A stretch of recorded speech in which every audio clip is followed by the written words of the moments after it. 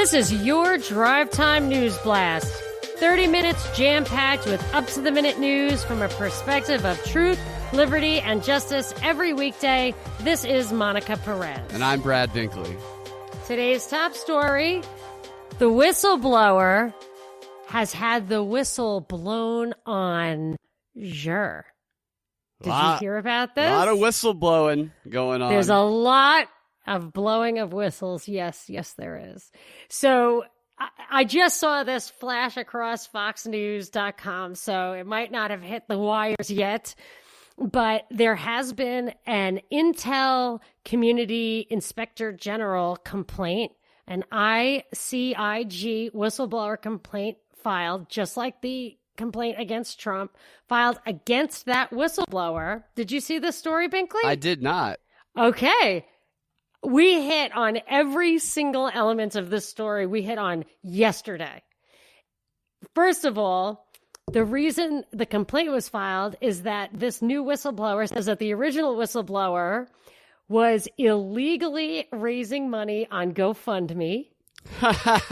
Can you believe that? Raised $250,000 by saying, I'm an Intel agent and I need your help. And you're not allowed to use your government position to raise money. That's just one thing in the story. Wow, that's right on the heels of the guy who stabbed the baby Trump float, who now has earned over $44,000 for his little stunt.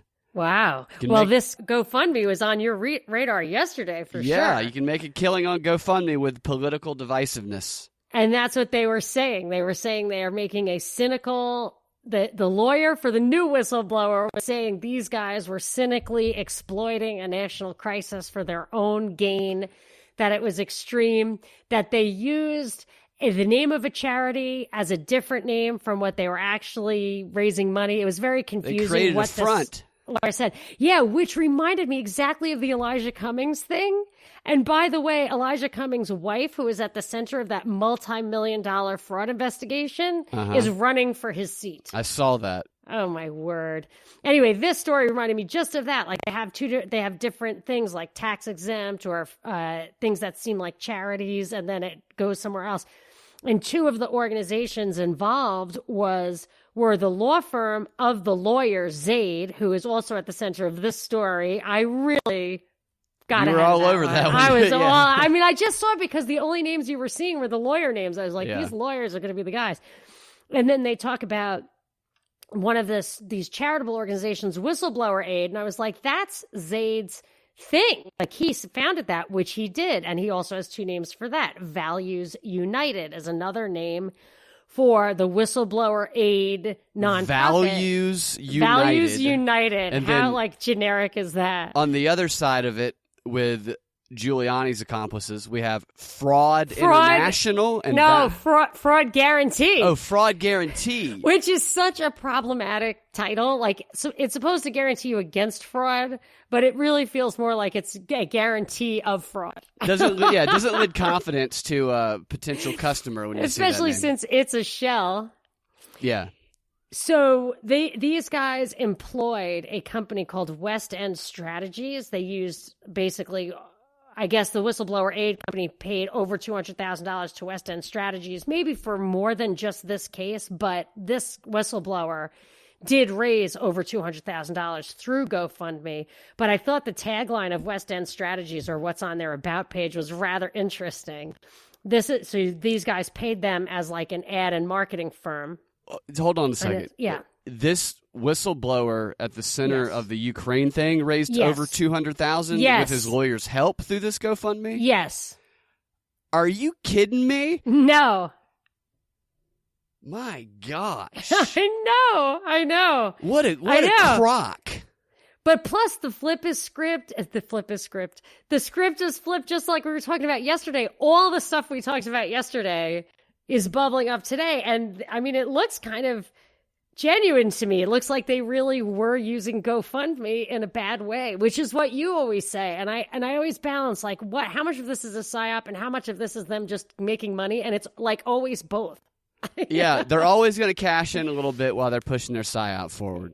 Yeah, it's it's kind of funny. That's unbelievable. Why waste this opportunity? I know. And they continue to act like his name is not out there. The whistleblower who has not been identified, yet they are not saying that the person who has been identified is not the whistleblower. People should at least question why they continue to say he hasn't been identified. He hasn't been identified. I think I saw just a flashing line that said that the big media companies were voluntarily not saying his name as like a virtue, That's how they're acting like it. But when they say he has not been identified, that's a lie.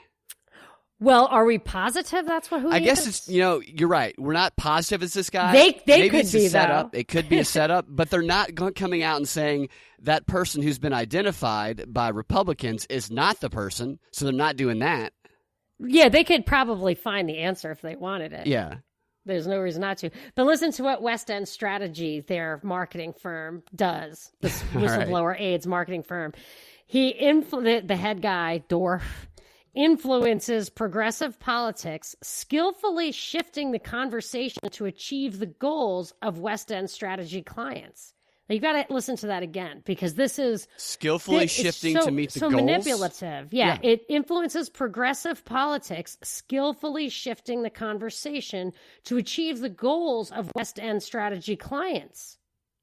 Which would seem to be to impeach right now, or to at least cause an impeachment trial. No, I think it's worse than that. I think it's worse than that. What do you think it is? I think that the way they want to present progressive politics and their goals is that there's this united front, united resistance, that it's all for the good. It's all for the good of humanity. Even the deep state is working against Trump, who is bad for this country. Everyone's just doing it out of the goodness of their heart because they have these like elite goals, these noble goals. And this is saying we will influence progressive politics and skillfully shift the conversation to achieve the goals of our clients, which are not 100% aligned with the goals of the millions of people who are activated by those clients. His goal is to raise some GoFundMe money. That's one of his goals. That's mind-boggling. This $200,000. Richard Haass. Can I move on to Richard Haass because it's relevant right now? He was a guest on NPR today. Richard Haass is the head of the CFR, the Council on Foreign Relations, and he was sitting next to Joe Biden when Joe Biden made that alleged quid pro quo where he said, I didn't give them the money, the billions of dollars, and I withheld the aid until they fired the prosecutor in Ukraine. So Haass was next to him in that moment. Haass was the guy who was moderating that because his ghostwriter was on one side of him, and he was talking to a moderator on the stage. I believe that was Richard Haass. Wow. Yeah, I don't recognize. I don't know what he looks like, so I didn't know. Richard Haass was a guest on NPR this morning, and they asked him the important questions since he was the guy that was right there. They wanted to know what's the difference in Trump's quid pro quo and Biden's quid pro quo. And they asked, was what Biden did a quid pro quo?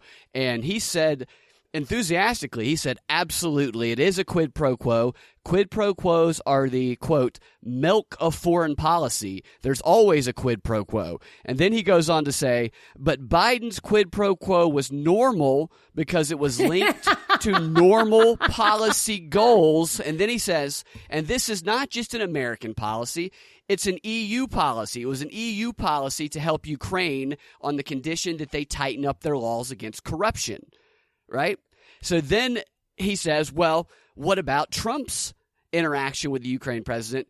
Is that okay? And Haass says, no, it's not okay. There was a quid pro quo, but it's about what he's asking for. And he said that the qualitative difference here is that the quid pro quo with Trump is not tied to the national interest, but to his personal interest. And then he says he points to Trump's demand for Ukraine to come up with dirt on a political opponent. I say it is in our national interest to investigate Biden, personally. Of course. And finish what you're going to say, because I'm triggered saying, beyond. It's just unbelievable. I can't contain myself. They're the exact same thing, but clearly Biden's was tied to national interest, and clearly Trump's was personal. What a joke. Here's the problem with all of this. It's exactly the same problem as when they they took the MAGA hat kids case, the defamation case, they dismissed it. These are questions of fact. The question that he is saying is answered is not answered. I know. It requires an investigation. Biden was not doing it out of his heart, and neither was the EU, neither was Newland. They were doing it for oil and gas companies and who knows what, and mostly to line their own pockets. This anti-corruption scam they were running, the overthrow of the government they were running.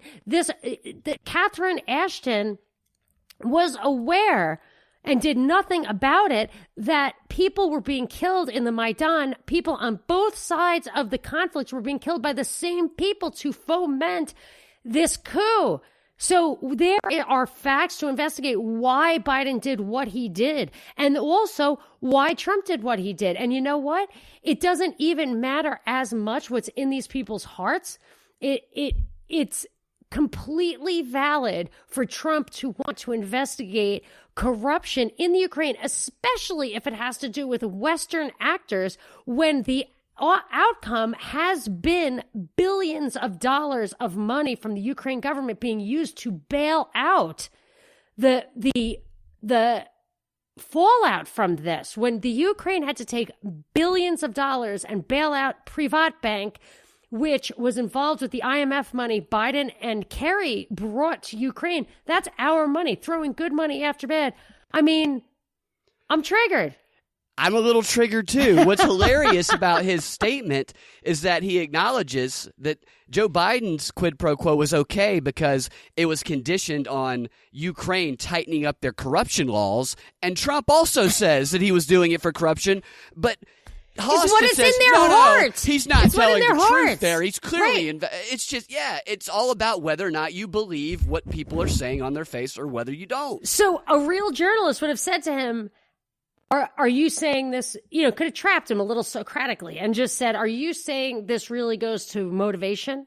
And then he would say yes. And then you would say, okay, so how do you know for sure what Biden's motives were if you don't know what was really going on? Come on, everybody knows Joe. Joe's a good guy.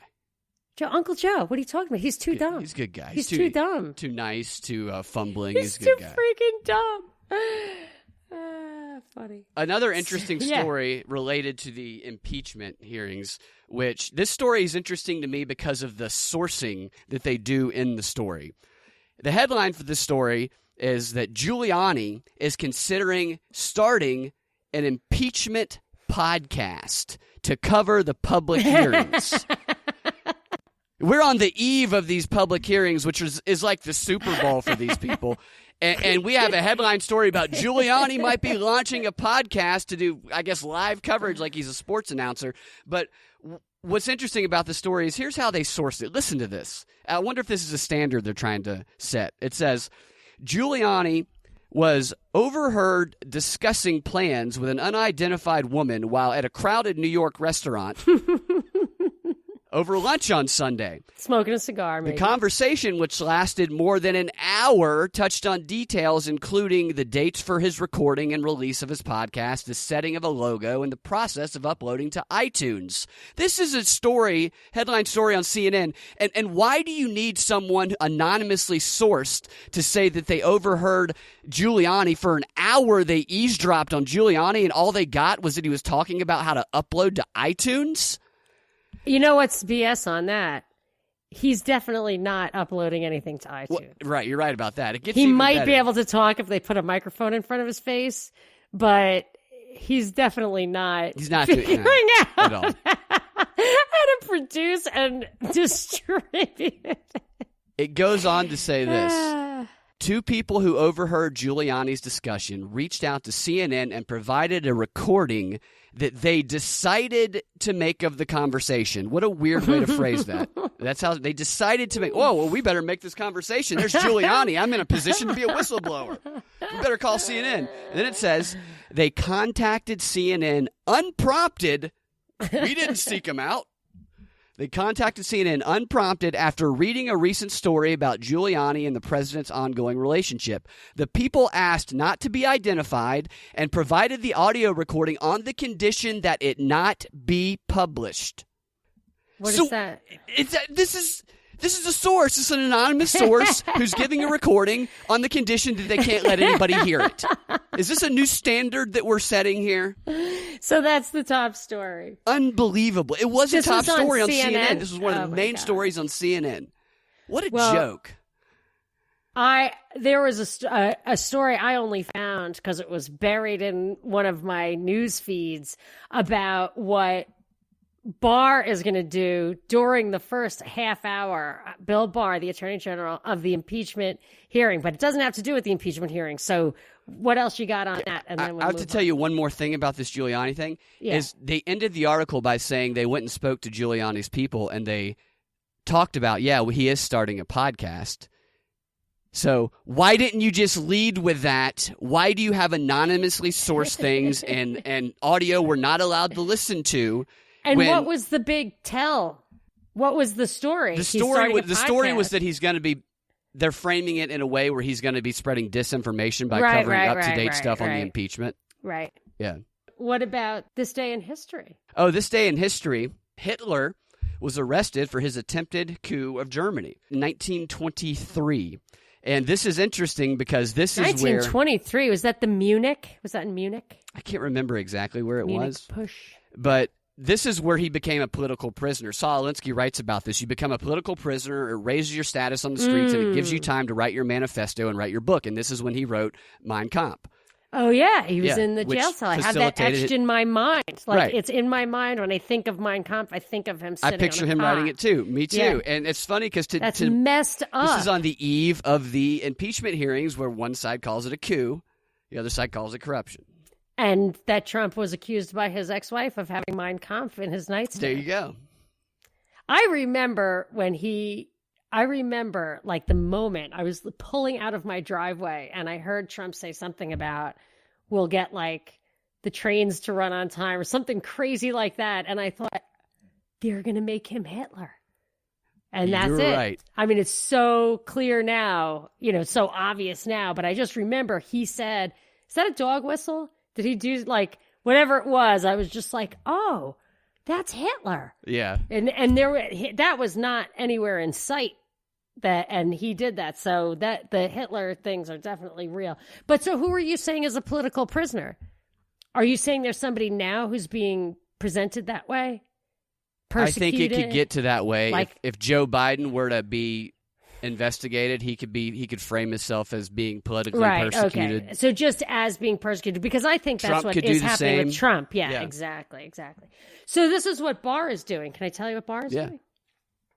Barr is launching Project Guardian at 10:30 tomorrow morning, and the impeachment hearing is broadcast starting at 10 a.m. tomorrow morning. And so obviously this is getting completely pushed down.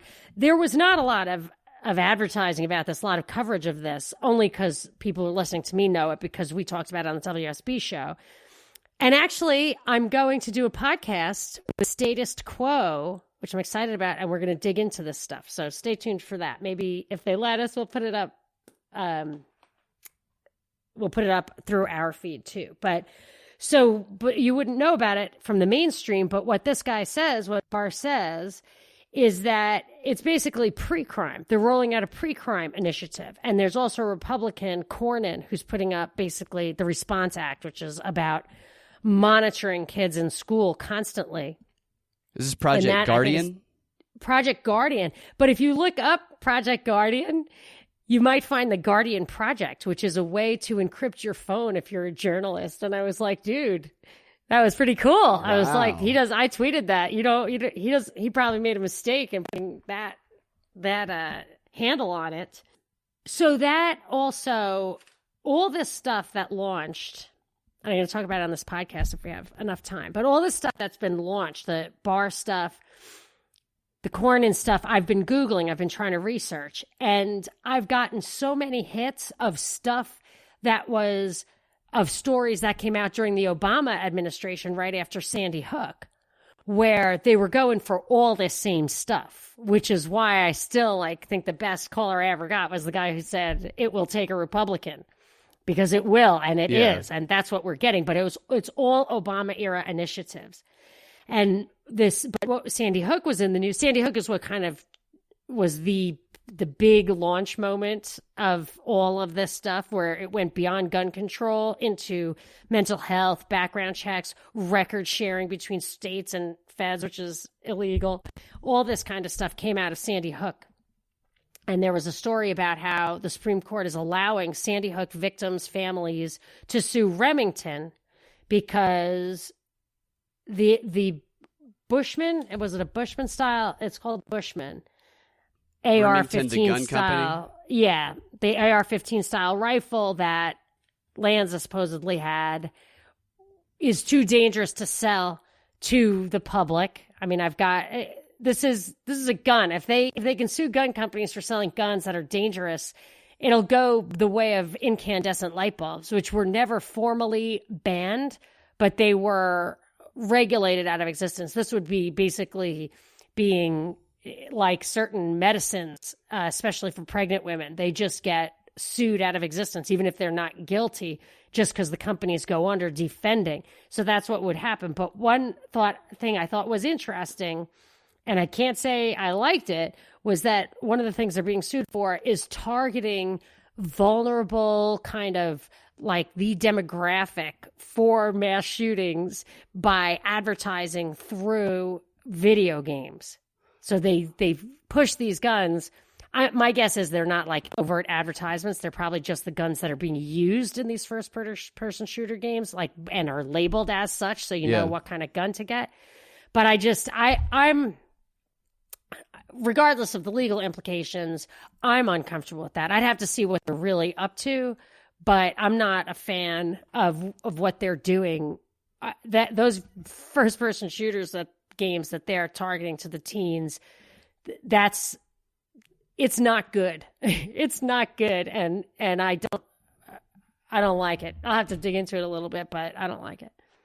That's interesting because there was a story that I saw in China that talked about a chemical attack that was conducted on a school or something, and it also went through all these other types of attacks that have been going on lately, and they were all knife attacks, like mass murders via knives. Yes, and in China, certainly in some places in China, you have to etch your name into a knife. I think knives will also be targeted. People are like, oh, yeah, why don't they target knives? I'm like, don't say that because they're going to. They might, right. Yeah, and knives are so much more dangerous. I mean, a gun, you know what you're doing. You're like, I have a gun. This is a dangerous weapon.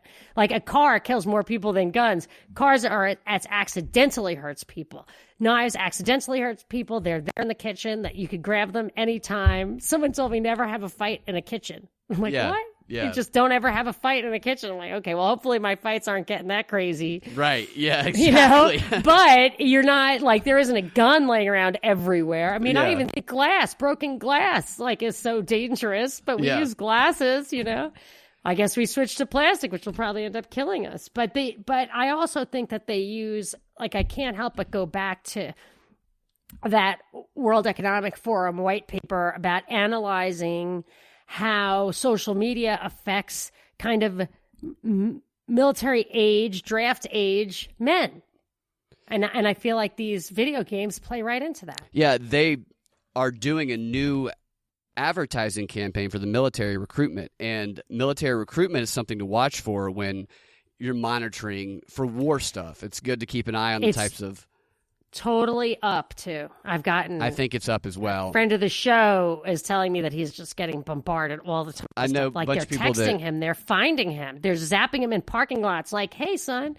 Yeah. Oh, this is this is a kid. A friend of the show. Yeah. Well, a young man. I know somebody who works in production, and he said that he's noticed a definite increase in the call for military commercials that are being filmed and produced. And there was an article yesterday that was talking about the new types of glitzy recruiting campaigns that they kicked off on Veterans Day that focus less attention on the combat roles, and instead they highlight the lesser known jobs like cyber warriors and scientists. And the ads are intended to surprise 17 to 24-year-olds, the Generation Z, and to raise awareness about the less populated roles of the Army. And there's some quotes here where it's called the What's Your Warrior campaign. And It's interesting in the way that they're kind of militarizing all of society by focusing on the cool techie type jobs, and like one of the guys says, but that is society. That is society. Like that's why I told people to read Report from Iron Mountain yesterday, because it says that society really is just based on a war model. I also think my brother was recruited into Vietnam. He wasn't even drafted, but he actually signed up because of promises of doing something other than what they ended up doing. Exactly. So if you think you're going to sign up for one of those things, let me just tell you, make sure it is in the paperwork that you are getting the job, that they like look at the paperwork, take a picture of it with your phone, sign it, take another picture, because they will trick you. Yeah, they said that. One of the commanders said that I would say that no matter what passion an individual has, that any type of specialty they have, the Army has a position for him. And they went on to say, and this was the most interesting part of the article about me, is how the ads are different than the previous types of ads. And they say the biggest change from the previous recruitment efforts are in terms of the use of colors, the use of music, the way we transition in the video, the types of roles that we're going to show, and how we're going to show these types in society and how they'll be benefited. And so, that's describing a propaganda campaign using the different types of editing and coloring and sounding and military recruitment ads. And as technology gets better, they're going to be able to do that better. They can probably start doing virtual reality type stuff in campaign ads, which would not surprise me. And it goes on to say that they have a proposed $335 million marketing budget for 2020 for recruitment. They want to recruit up to 69,000 new troops, and that this is the most integrated and complex marketing campaign ever, and they're going to be targeting people on social media. That's really interesting. This targeting of advertising, really getting into people's psyche to see what will appeal to them. This reminds me of this Project Nightingale, this Google initiative that I'm looking at, where they are joining up with Ascension. It's the second largest healthcare provider in the U.S. It's a Catholic company that owns like 2,600 medical facilities, including hospitals and everything. They are taking all of that data, all that patient data. They're not making it anonymous. They're keeping it attached to a person's name. They're going to use it to predict your health outcomes, but also to advertise to you and to sell your stuff. And when you think about it, do you ever fill out medical forms? And like, I've been uncomfortable. Like, what's your smoking history? Yeah. What's your parent? Do you know, is anybody addicted to drugs? Anybody have mental illness? Anybody die young? Like, all of that stuff is stuff that you're supposed to answer. Stuff I don't want to answer that stuff. Like, it makes me concerned. And I have a sister who's in healthcare, and she's like, you were so paranoid to not ever trust anybody. I'm like, I just don't want to write, I don't know. I have 8 brothers and sisters. Everybody's got something. There isn't one thing that they can't ask me. Just anything that affects 1 in 10 of the population is in my immediate family, and it's on my record, even though it's not me. So I don't want that out there. And they're going to take that and use Obama first introduced the term to the world, I think, in a State of the Union address, where he's like, my precision medicine initiative. But one thing that I thought was like kooky about it is they can really predict your health outcomes by looking at, they're using AI. They're going to use it to further develop AI and then use AI to kind of model, I guess. I don't really know how they're going to use AI. But last night, my husband called out from the other room. He said, "Oh my gosh, season 4, episode 1. And I knew exactly what he was talking about. Rick and Morty? Yes. So I ran in there, of course, and we watched Rick and Morty. And I thought the idea behind it was so clever. I'm not going to say anything. I won't spoil even 1 minute of it. But it reminded me of this, where it's dangerous to be able to see the future. So, did you see the new episode? I have not seen it. But I'm just hooked on. I just love. You know how many people have tweeted me like the new episode? I haven't gotten into it yet. I'm gonna have to. I've had too many people recommend me getting into the show. Take it slow, because you'll just blow through it. So they're only like half-hour episodes. That's the problem with all these episodes being readily available online. Is people have gotten good at writing scripts that hook you at the very beginning and then again tease you at the very end so you can't ever stop watching. With that said, tune in for the opening day of the impeachment hearings tomorrow, and you can find your Drive Time News Blast every weekday afternoon at 4 p.m. on thepropreport.com or your favorite podcasting platform with the Propaganda Report podcast feed. It is Share the Show Tuesday. That's right. Share the Show Tuesday. Please retweet, share it on Facebook, share it on your social media, and pick that one special someone that you think would enjoy listening to us as much as you do. Share the show with that person. We will talk to y'all tomorrow.